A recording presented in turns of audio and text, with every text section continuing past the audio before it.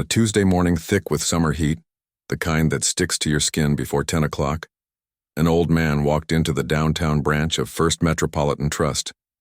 He wasn't in a hurry. His steps were slow but steady, each one placed like he'd already decided exactly where his foot would land. He wore a pair of brown work pants neatly pressed despite their age, and a short-sleeved shirt with tiny holes near the collar, worn from years, not neglect. Slung over his shoulder was a burlap sack, the kind once used for hauling grain or coffee beans, its edges softened by time and use. It looked out of place among the sleek glass counters and digital kiosks of the modern bank, but he carried it like it held something precious. Most people in the lobby didn't notice him at first. A young couple argued in hushed tones over a mortgage application. A woman tapped impatiently on her phone while waiting for a teller. Two security guards stood near the entrance, eyes scanning for anything unusual. But this man didn't register as a threat. He was just another older black man, the kind folks often overlook, assuming he's either lost or asking for spare change. One teller glanced his way, then quickly looked back at her screen. Another pretended to shuffle papers. No one offered help. No one asked if he needed directions. They just let him be, until he did something unexpected. Instead of lining up at the counter or heading for the ATMs, he turned toward the manager's office. It sat at the back of the branch behind a wall of glass etched with the bank's logo. A small brass plaque on the door read, "Derek Langley, Branch Manager." The old man didn't knock right away. He stood there for a moment, adjusting the strap of his sack, his eyes fixed on the nameplate like he was confirming something in his mind. Then, with two firm raps of his knuckles, he waited. Inside, Derek Langley looked up from his spreadsheet, annoyed. He'd been trying to close quarterly reports and didn't have time for walk-ins, especially not ones who looked like they might need assistance filling out a deposit slip. But policy was policy. He stood, smoothed his tie, and opened the door with a practiced smile. "Good morning, sir. How can I help you?" The old man didn't return the smile. Not out of rudeness, but because his expression carried something heavier. Resolve, maybe, or the quiet weight of memory. He stepped inside without waiting for an invitation, closed the door behind him, and placed the burlap sack carefully on the edge of the desk. "I own this bank," he said. The words hung in the air, simple and direct. Langley blinked. Then he laughed, a short, nervous chuckle meant to ease the tension. "Oh, okay," he said, still smiling, but now glancing toward the door, as if checking whether anyone had overheard. "Well, that's interesting. Can I get you some water? It's awfully warm out there." The old man didn't move. "I'm not joking." Langley's smile faltered. He glanced at the sack again. It looked harmless, just cloth and string, but something in the man's tone made his stomach tighten. "Sir, I appreciate you coming in, but I think there might be a misunderstanding. This branch is part of a national institution. Ownership isn't something individuals just claim." "I'm not claiming," the man said. "I'm stating a fact." He reached into the sack and pulled out a single sheet of paper, yellowed at the edges, folded carefully along creases that had been made decades ago. He unfolded it slowly, as if the paper might tear if rushed, and laid it flat on the desk between them. The ink was faded but still legible. Metropolitan Savings and Loan, Share Certificate Number 01. Issued this 12th day of March, 1948, to Ezekiel Whitmore, representing 51% ownership interest in said institution. Below it were two signatures, one in bold cursive, the other stamped with an official seal. Langley stared. He'd seen old documents before, birth certificates, wills, even antique bonds, but nothing like this. And certainly not from someone walking in off the street with a burlap bag. He picked it up gently, half expecting it to crumble. It didn't. The paper was brittle but intact, the seal still raised under his fingertips. "Where did you get this?" he asked, voice lower now. "It belonged to my grandfather," the man replied. "He helped start that bank. Right after the war. When black folks couldn't get loans anywhere else, they built their own place. This," he tapped the certificate, "was their proof." Langley swallowed. He wanted to dismiss it, wanted to call security or at least escort the man out politely. But something stopped him. Maybe it was the calm certainty in the man's eyes. Maybe it was the way he stood, straight-backed, unshaken, like he'd been waiting his whole life for this moment. Or maybe it was the quiet hum of the air conditioner that suddenly felt too loud, making the room feel smaller than it was. Outside, someone in the lobby snickered. Word had spread. A few employees had gathered near the water cooler, whispering. One snapped a photo with her phone. Langley saw it and felt a flicker of panic. This could go viral. Could become a meme. Crazy old man claims he owns the bank. That kind of thing. He couldn't let that happen. Let's sit down, he said, gesturing to a chair. Tell me more. The man sat, but only because he chose to, not because he was told. As he spoke, his voice stayed even, unhurried. He explained how his grandfather, a farmer who'd bought land with money saved from sharecropping, joined 6 other black men in pooling their resources to open a bank in 1946. They'd operated out of a brick building on Elm Street, offering fair loans, safe savings accounts, and dignity to a community long denied both. By 1948, they'd issued shares. His grandfather held the majority, not for power, but to protect what they'd built. Then came the pressure. Inspectors showing up weekly. Loans suddenly called in. Rumors spread that the bank was unstable. Within 4 years, Metropolitan Savings and Loan was acquired by a larger institution, what would eventually become First Metropolitan Trust. The shareholders were told it was a merger.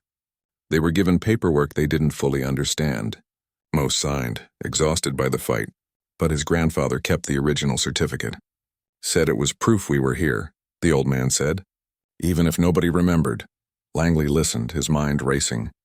He'd never heard this story. Not in training, not in company history packets. The bank's official timeline began in the 1960s, clean and corporate, with no mention of a black-owned predecessor. But now, faced with this document and the man holding it, he couldn't unsee it. He promised to look into it. Called a junior compliance officer to make a copy of the certificate. Offered the man a business card.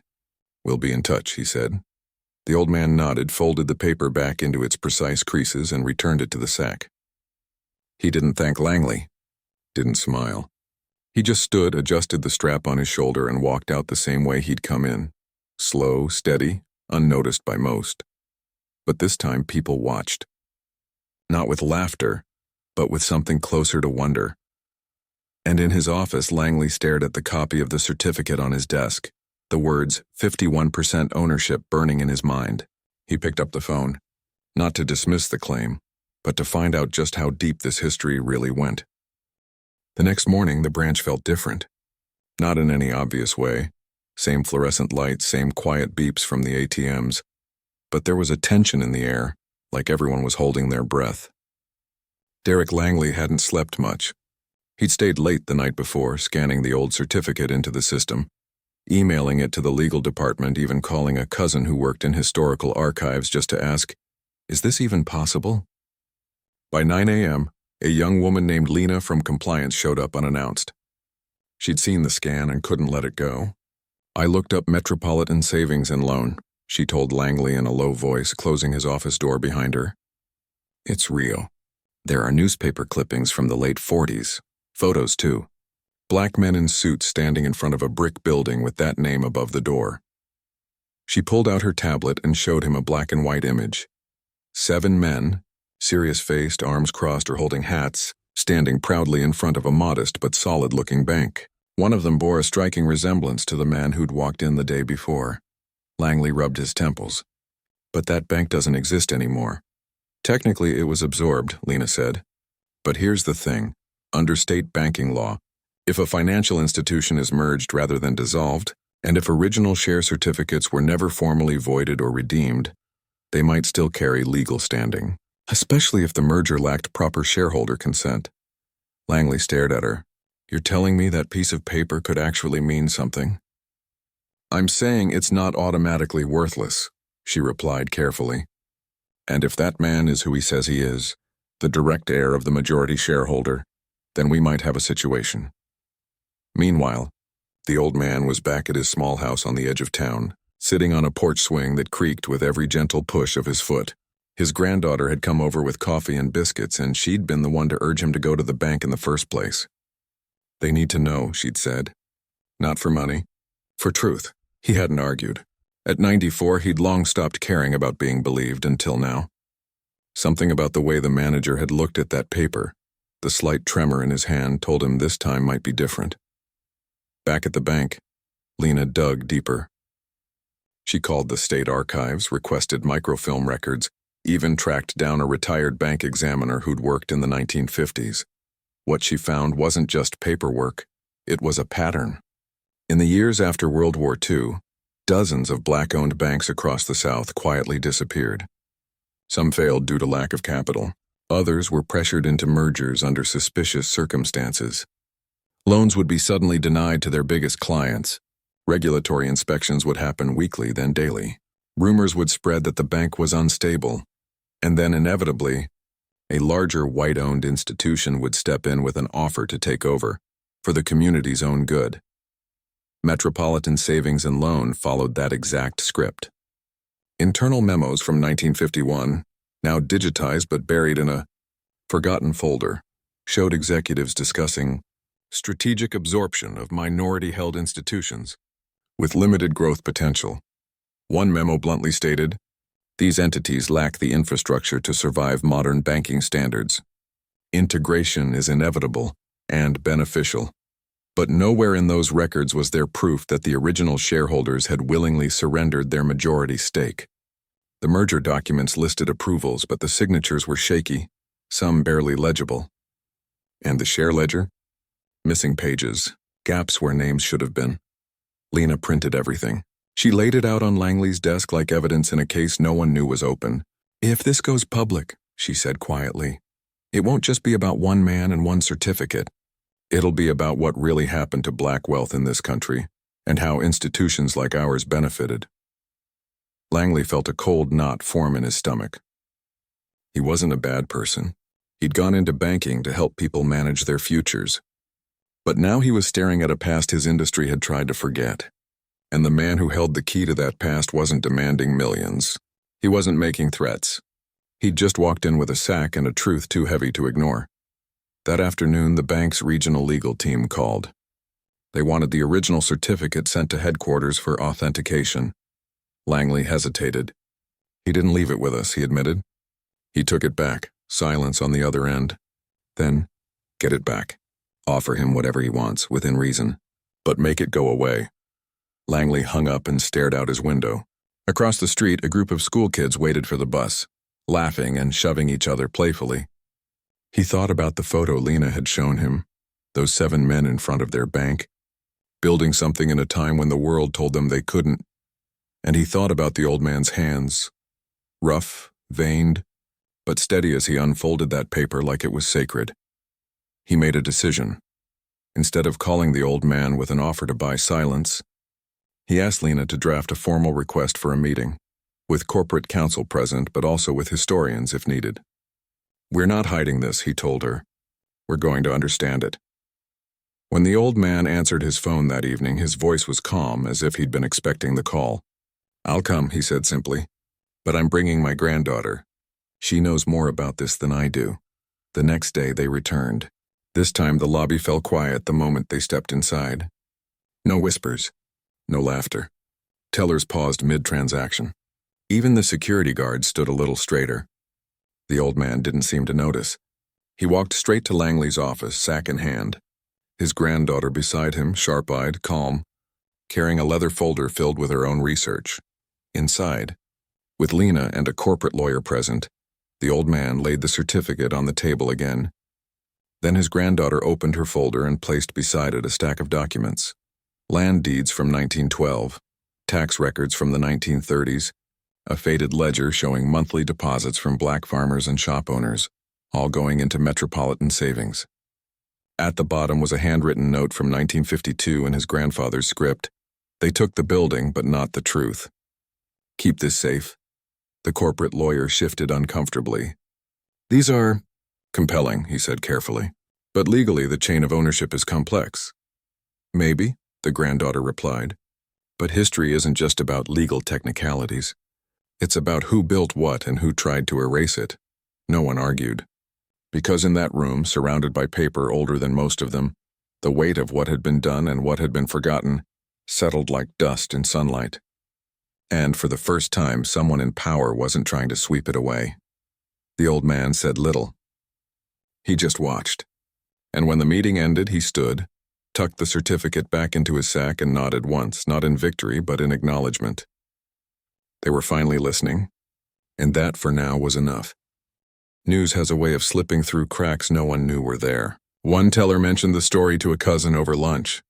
That cousin posted a blurry photo on social media with the caption, "Old man walks into bank, says he owns it." They laughed, then got quiet. Within hours, the post had thousands of shares. Local news picked it up. A historian from the state university called the station, offering context about black-owned banks in the mid-20th century. Suddenly, what started as a quiet Tuesday morning encounter became a headline. Heir of lost black bank steps forward, certificate in hand. At first, the bank's parent company tried to contain it. A carefully worded press release called the situation a historical inquiry under review and emphasized their commitment to accuracy and community trust. But the public wasn't satisfied with corporate speak. People wanted to know, was this real?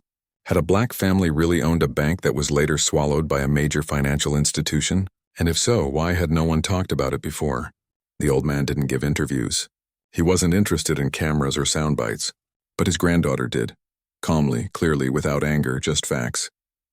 She appeared on a local morning show, holding a framed photo of her great-grandfather standing in front of Metropolitan Savings and Loan, ledger in hand. They didn't just open a bank, she said. They built a lifeline. When white banks wouldn't lend to black farmers or small business owners, this place did. It wasn't charity. It was justice with interest rates. Her words struck a chord. Stories began pouring in from across the state.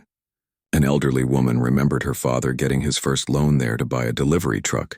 A retired teacher recalled her parents saving for her college tuition in that very building. One man even brought in an old passbook stamped with the bank's logo, its pages filled with careful entries in his mother's handwriting. These weren't just memories, they were proof that something real had existed, something that mattered. Inside the bank's corporate headquarters, panic simmered beneath polished surfaces. Executives held emergency calls. Legal teams worked through the night. The stock price dipped not dramatically, but enough to raise eyebrows in boardrooms.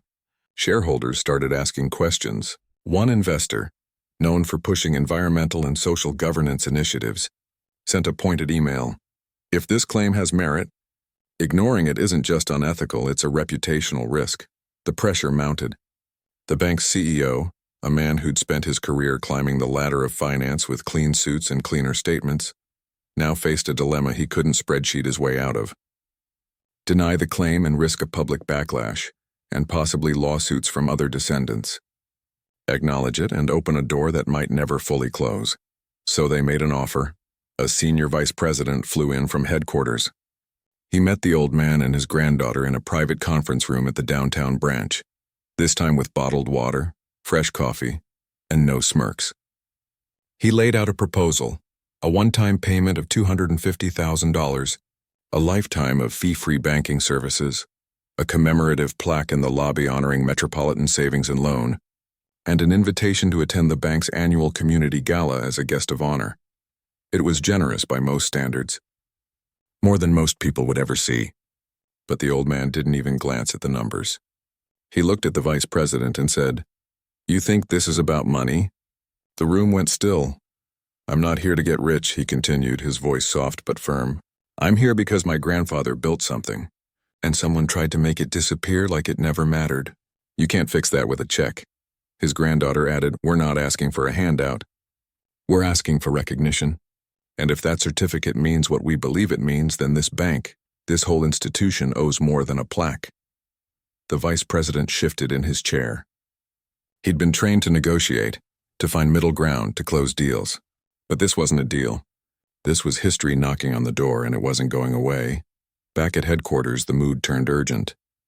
Lawyers dug deeper into archives, unearthing internal memos from the 1950s that hadn't been reviewed in decades. One document, stamped confidential, outlined a strategy to encourage voluntary consolidation of minority-owned banks by leveraging regulatory pressure and market uncertainty. Another listed Metropolitan Savings and Loan as a priority target due to its strong deposit base but limited legal resources. Worse, the original merger paperwork, long assumed to be complete, was missing key signatures. The state's banking commission had approved the absorption, but the shareholder consent forms for the majority owners? Nowhere to be found. Under current law, that gap could invalidate the transfer of ownership rights. The realization hit like a slow wave. This wasn't just a symbolic claim. It had legal legs. The CEO called an emergency board meeting, not to fight the claim, but to figure out how to respond without imploding. Someone suggested a quiet settlement with a non-disclosure agreement. Another proposed creating a foundation in the family's name. But the granddaughter had already made it clear. They didn't want silence. They wanted truth. Meanwhile, the story kept growing. A documentary filmmaker reached out.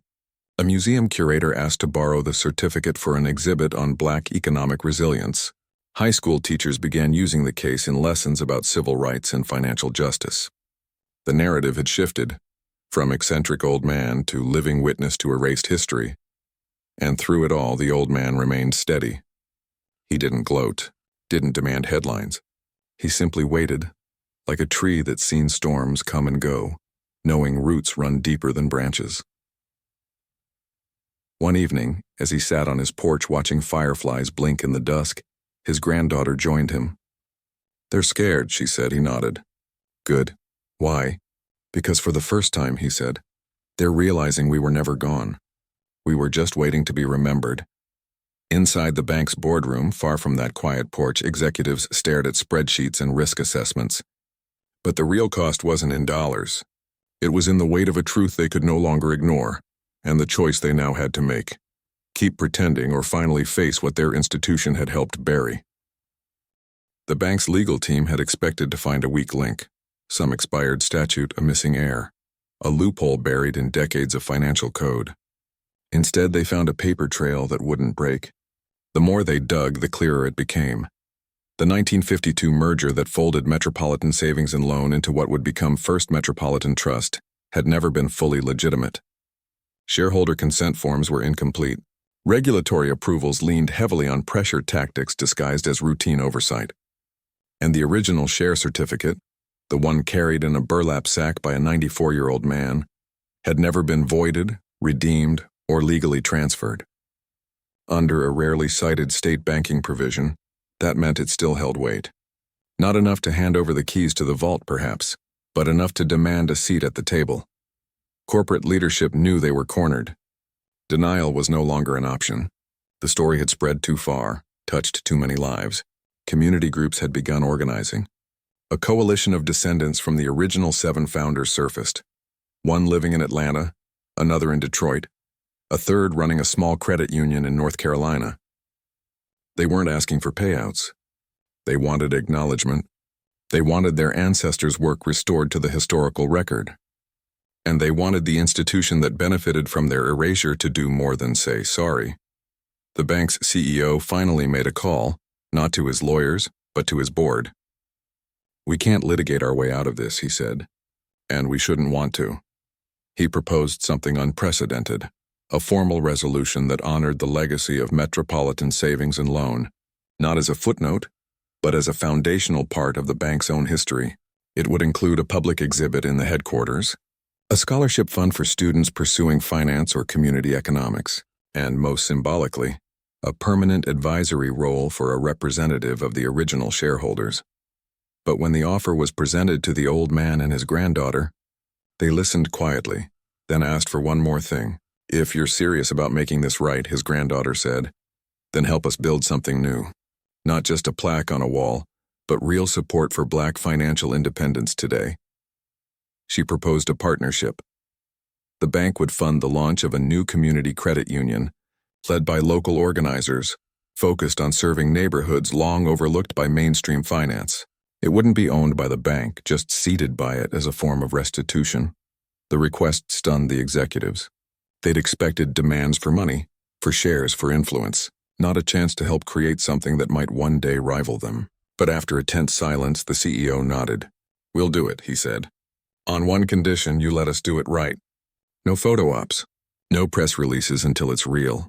Agreement came slowly, carefully, like stitching a tear in old fabric so it holds without showing the mend. Lawyers drafted language that honored the past without exposing the bank to endless liability.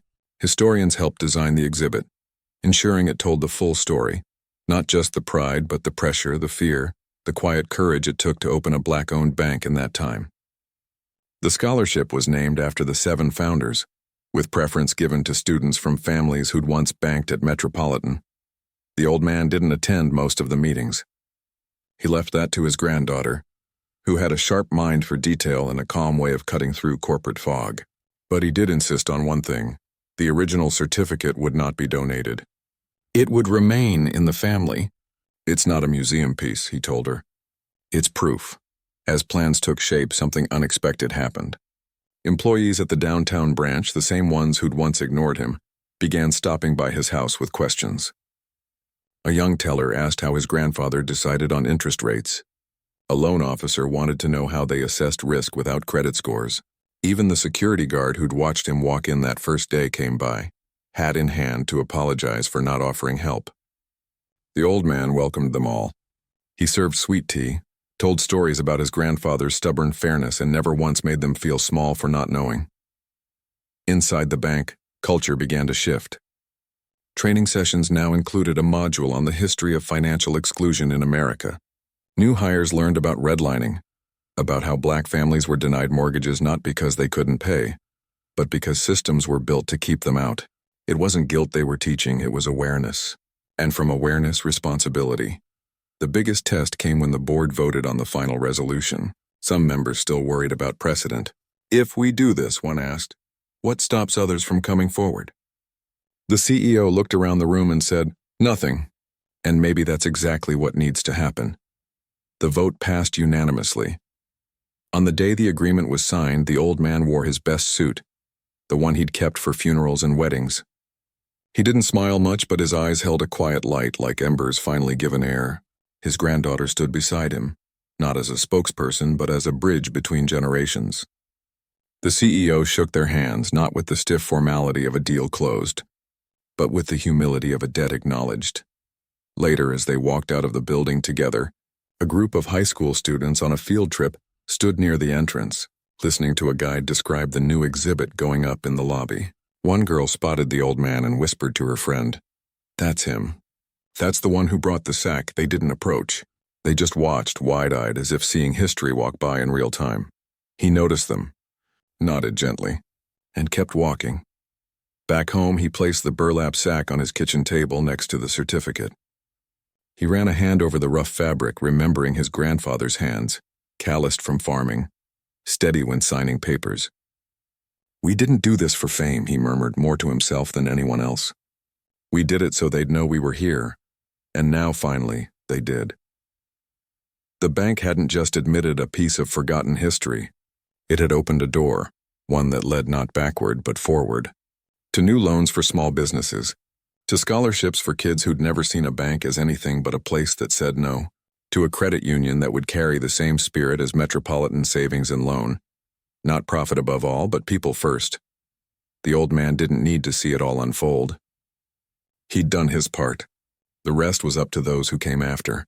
And as he sat on his porch that evening, watching the sun dip below the trees, he felt something rare and deep. Peace. Not because he'd won, but because the truth had finally been given room to breathe. The morning of the unveiling felt different, not just at the bank, but in the whole neighborhood. People walked a little slower past the building, glancing through the glass doors like they expected to see something sacred inside. A few brought their children, pointing to the new display being set up in the lobby. "That's where your great-granddaddy kept his savings," one woman told her wide-eyed boy, her voice thick with pride. Outside, a local jazz quartet played soft, steady notes. Nothing flashy, just warm and respectful, like a hymn without words. Inside, the exhibit stood at the center of the lobby, lit by soft spotlights.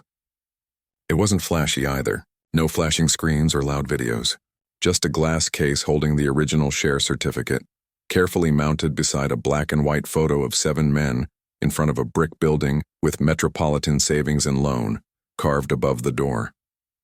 Below it, handwritten letters, ledger pages, and a small burlap sack, empty now but treated like an artifact. A plaque read, "Built on dignity, erased by design, remembered by truth." The old man arrived just before noon. He wore the same brown pants from that first visit, but this time with a clean white shirt and a tie his granddaughter had picked out. He didn't come through the front door like a guest. He walked in like he belonged, which in a way no one could deny anymore he did. Employees stood as he passed, not because they were told to, but because it felt right. Even the branch manager, the same man who'd once offered him water thinking he was confused, stepped forward and shook his hand without a word. The old man nodded, not with triumph, but with quiet acknowledgement. They'd both come a long way. At the front of the room, the bank's CEO waited beside a podium. He didn't give a long speech, just a few honest sentences. We spent decades telling a story that left people out. Today we add them back in, not as an afterthought, but as founders. This bank stands on ground they built, and we honor that. Then he turned to the old man. Would you like to say a few words? The room fell silent. Cameras hovered, but the old man didn't look at them. He looked at the faces in the photo behind him, his grandfather's face among them, and then at the crowd, former customers, descendants, students, neighbors, even a few reporters who'd followed the story from the beginning. I ain't here for vindication, he said, his voice steady, clear, carrying without needing a microphone. Vindications for courtrooms and headlines, this is just truth catching up. He paused, letting the words settle like dust in sunlight. My grandfather didn't open that bank to get rich. He opened it because folks like him were told they didn't deserve a fair chance. Banks wouldn't lend to them. Stores wouldn't take their checks. So they built their own, not out of anger, out of love. Love for their families, their neighbors, their future. He looked around the modern lobby, the digital screens, the sleek furniture, the logo that now carried a footnote of history. You can't bring back what was lost, but you can stop pretending it never existed, and you can make sure the next generation knows we were here, we built, and we mattered. Applause started slowly, then grew, not loud or showy, but deep, like the kind that comes from the chest, not the hands. After the ceremony, the CEO approached him again. We'd be honored if you'd take the advisory seat we offered, he said gently. Your voice would mean a lot. The old man shook his head. I've said what I needed to say. He turned to his granddaughter, who'd been standing quietly nearby, watching everything with calm eyes. She's the one who should sit there. She looked surprised but not shocked. She'd known this moment might come. Are you sure? She asked softly. You've got the mind for it, he said, and the heart. Don't let them turn it into just another committee. Keep it real, she nodded. And just like that, the torch passed, not with fanfare but with trust. In the weeks that followed, the exhibit became more than a display. School groups toured it regularly. Teachers brought lesson plans about economic justice, redlining, and community resilience. The scholarship fund received its first applications, essays filled with dreams of opening businesses, supporting families, changing systems. And the new credit union, seated by the bank but run by local leaders, opened its doors in a renovated storefront just 10 blocks away. Its first loan went to a young woman starting a bakery, using a recipe passed down from her grandmother, who, as it turned out, had once cashed her paycheck at Metropolitan Savings and Loan. The old man visited the credit union once just to see it. He didn't say much, just stood near the entrance watching people come and go, some nervous, some hopeful, all treated with respect. A staff member recognized him and offered him coffee. He accepted, sipped it slowly, then left without a word. Back at his house, he kept the burlap sack on a shelf in his living room, next to his grandfather's pocket watch and a framed photo of the original bank. Visitors sometimes asked if he felt proud. He'd just shrug. Pride's a heavy thing, he'd say. I'm just glad they finally listened. The bank, for its part, changed in ways both visible and quiet. Annual reports now included a section on historical accountability. Community investment goals were raised, and every new employee, from tellers to executives, spent their first day learning about Metropolitan Savings and Loan, not as a cautionary tale, but as a legacy to uphold. But the real victory wasn't in press releases or policy changes. It was in the high school student who wrote a paper on Black financial pioneers and cited the exhibit as her inspiration. It was in the elderly man who brought his grandson to open his first savings account, saying, "This place remembers us now." It was in the quiet understanding that history isn't just what's written in books. It's what's honored in action. One evening, as the old man sat on his porch watching fireflies blink in the warm dusk, his granddaughter joined him with 2 glasses of sweet tea. They didn't talk about banks or certificates or legacies. They talked about the neighbor's garden, the weather, the way the light hit the trees just before sunset. After a while, she asked, "Do you think they'll remember us in another 50 years?" He took a slow sip, then smiled, a real one, small but deep. "They don't have to remember us," he said. "They just have to keep building." And in that moment, with the hum of crickets and the soft glow of porch lights, it felt like enough. Not because the past had been fixed, but because the future had been given a chance to do better. He didn't need more than that.